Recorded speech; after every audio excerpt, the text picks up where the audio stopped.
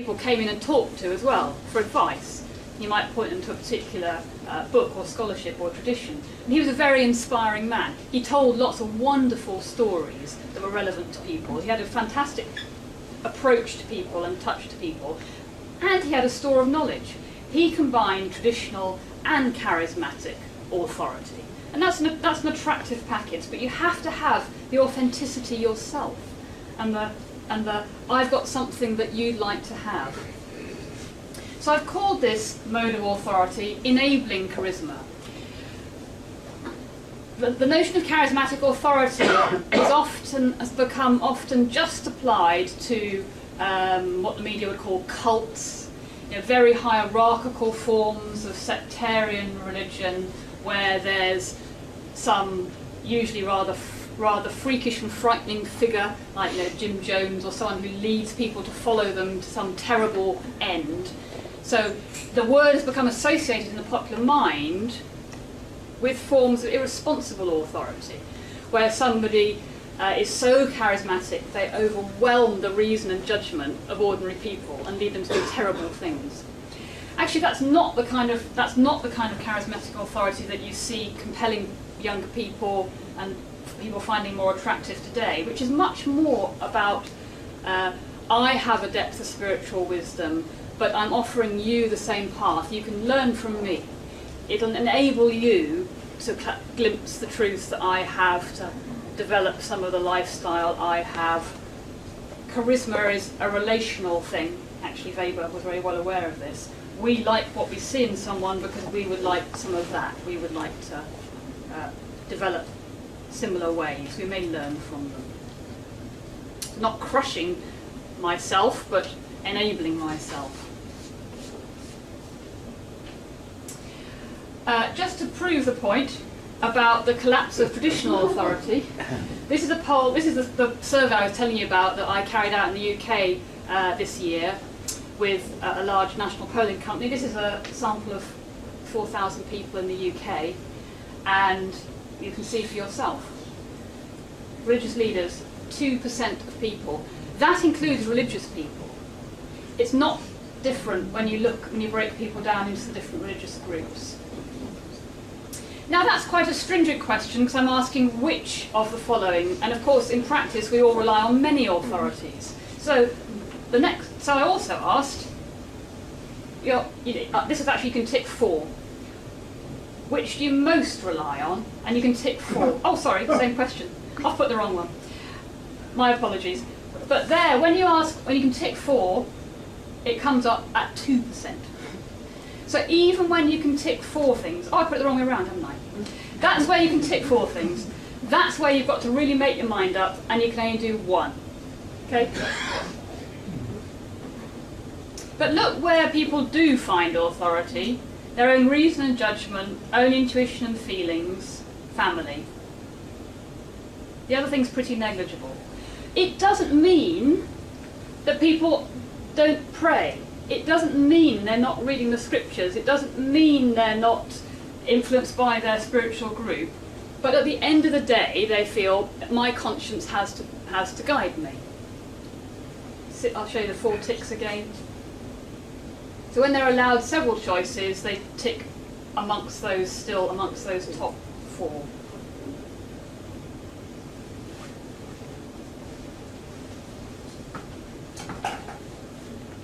And it's not significantly different amongst religious or non-religious people.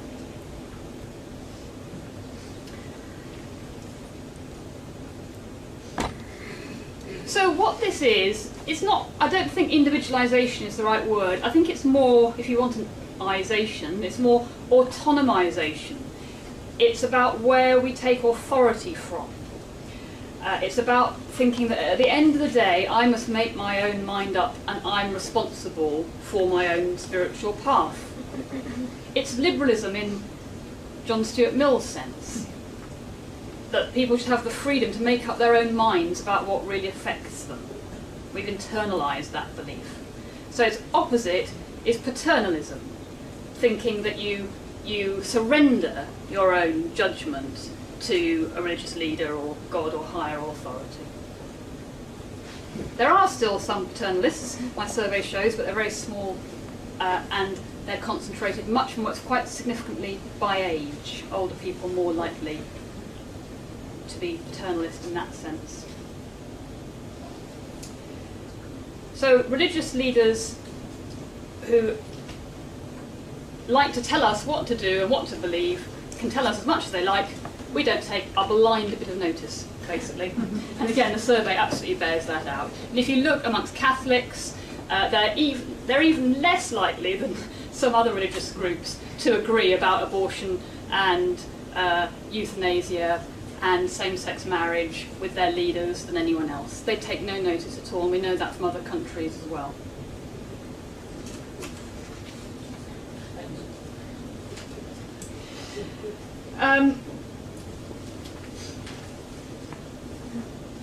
Yeah, let me just explain why I've put these pictures in. I've been doing some research in the Philippines, which is predominantly a Catholic country. It's 81% Catholic in the last census.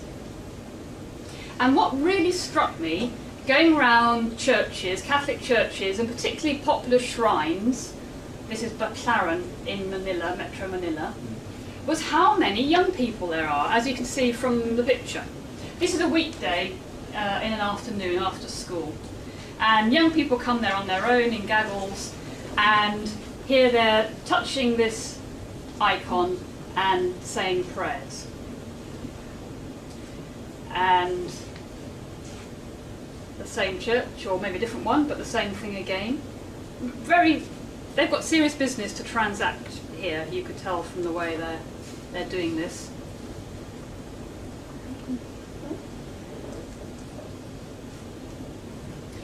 And one of the other things that really struck me, I suddenly realised when I was sitting through these services that I was the only person sitting through the whole service.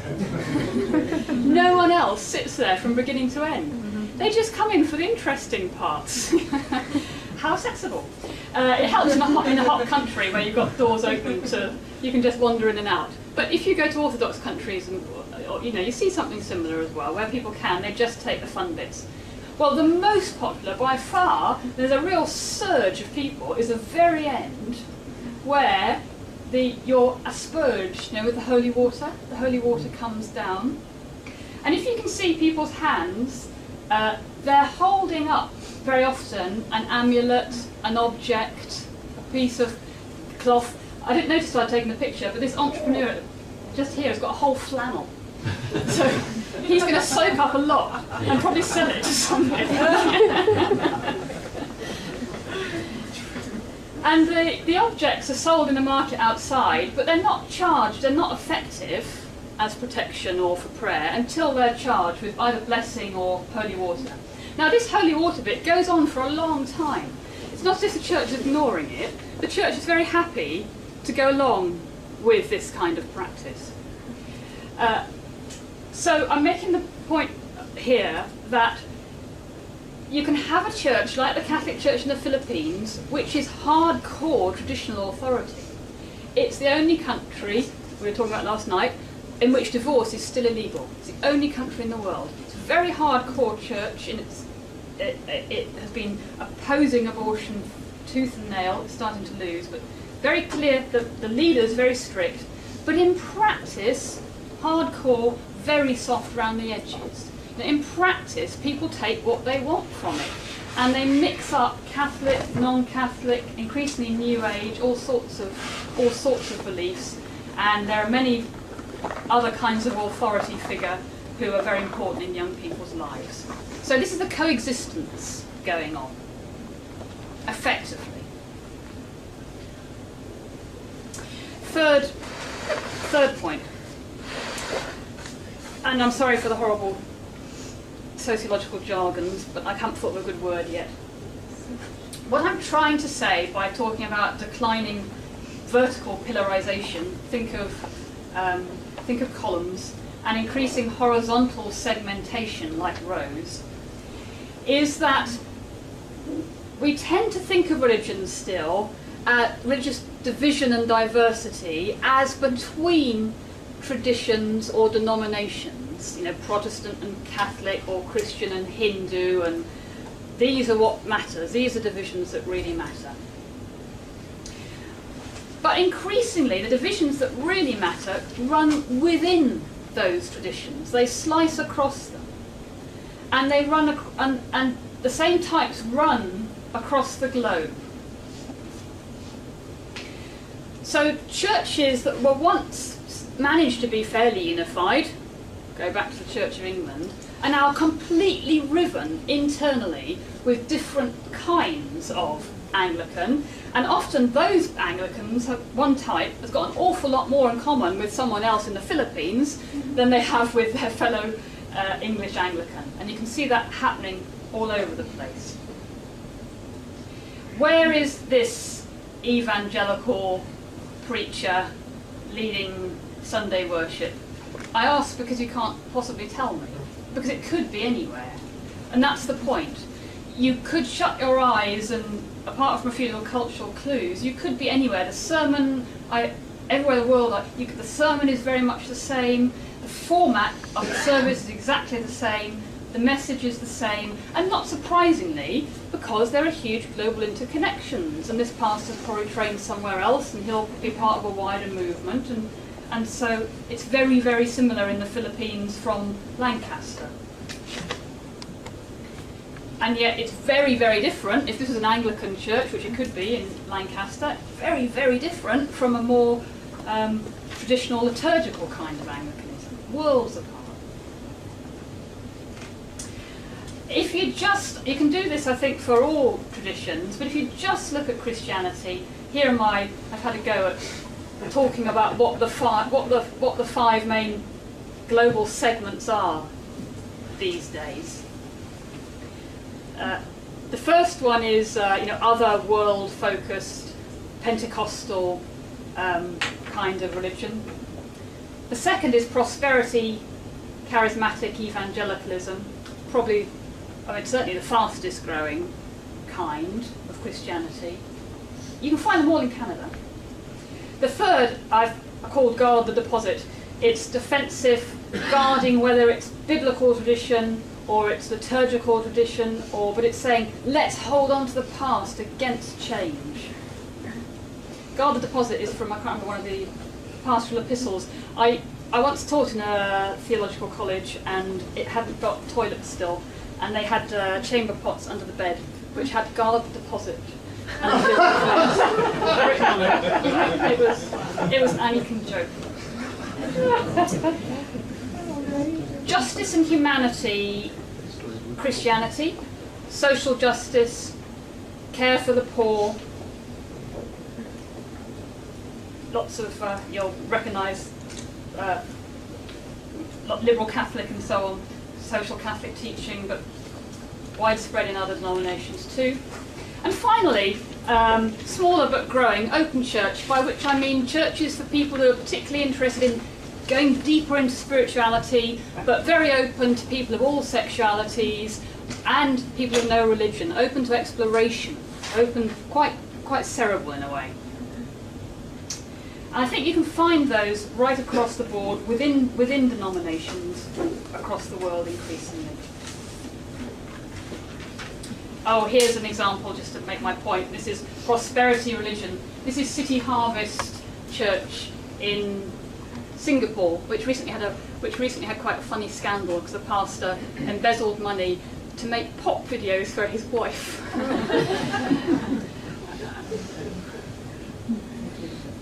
But this very successful prosperity religion, leading to very rich kinds of churches, it's rather too small for you to read, but I put it there. I just took it off the website yesterday because it's its front page, and it's just making the point of how global it is, how many people around the world are influenced by it, how many people it equips, how many countries it reaches, and so on.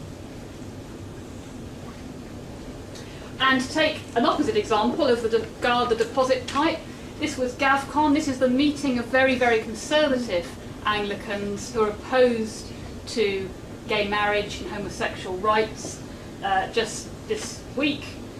This is the collect they use to open the service, which is a lovely summing up of of their worldview. But this is an international network.